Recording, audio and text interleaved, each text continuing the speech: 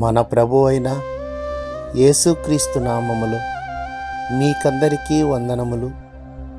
ఈరోజు దేవుని వాక్యము. క్షామకాలమున మరణము నుండి, యుద్ధమున ఖడ్గబలము నుండి ఆయన నిన్ను తప్పించును. యోబు గ్రంథము 5వ అధ్యాయము 20వ వచనము.